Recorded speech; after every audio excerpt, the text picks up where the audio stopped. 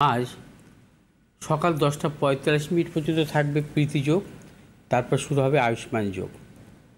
আজকের গ্রহগত সন্নিবেশ, রবি আজকে অবস্থান করছে মীন রাশির রেবতী নক্ষত্রে, চন্দ্র আজকে অবস্থান করবে বৃষ রাশির কৃত্তিকা নক্ষত্রে, আজ আবার রোহিণী নক্ষত্রে প্রবেশ করবে। মঙ্গল আজকে অবস্থান করবে মিথুন রাশির পূর্ণবসু নক্ষত্রে, বুধ আজকে অবস্থান করবে মীন রাশির উত্তর ভাদ্রপদ নক্ষত্রে, বৃহস্পতি আজকে অবস্থান করবে বৃষ রাশির রোহিণী নক্ষত্রে, শুক্র আজকে অবস্থান করবে মীন রাশির পূর্ব ভাদ্রপদ নক্ষত্রে, শনি আজকে অবস্থান করবে মীন রাশির পূর্ব ভাদ্রপদ নক্ষত্রে, রাহু আজকে অবস্থান করবে মীন রাশির পূর্ব ভাদ্রপদ নক্ষত্রে, কেতু আজকে অবস্থান করবে কন্যা রাশি উত্তর ফাল্গুনী নক্ষত্রে।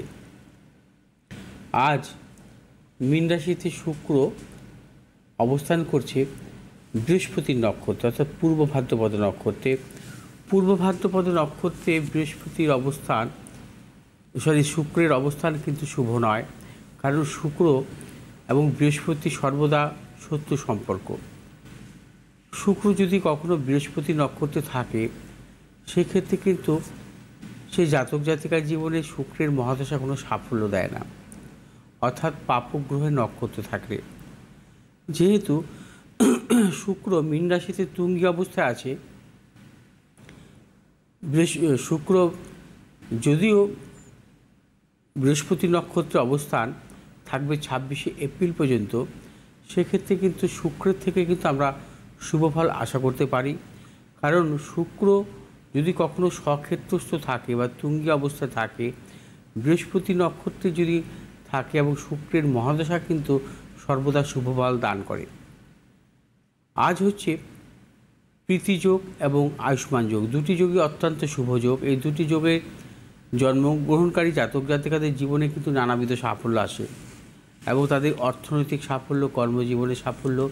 এরা দয়ালু প্রকৃতির হয় এবং এরা বিভিন্ন দিক থেকে দেখি এদের জীবনে সাফল্যের পাশাপাশি এরা আধ্যাত্মিক দিক থেকে এদের জীবনে কিন্তু বা আধ্যাত্মিক প্রবণতাও কিন্তু বৃদ্ধি পায়। অর্থাৎ প্রীতিযোগ বা আয়ুষ্মান যোগে জাতক জাতিকাদের জীবনে কিন্তু সর্বক্ষেত্রে সাফল্য। আয়ুষ্মান যোগে জাতক জাতিকাদের দেখা যায় অধিকাংশ ক্ষেত্রে এদের দীর্ঘজীবীও এরা হয়।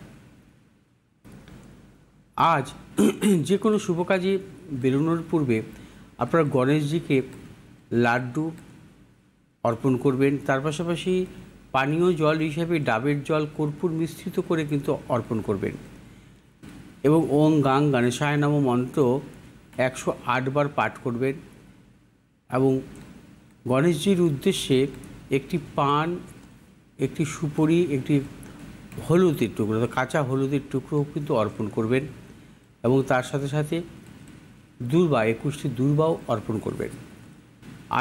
আজ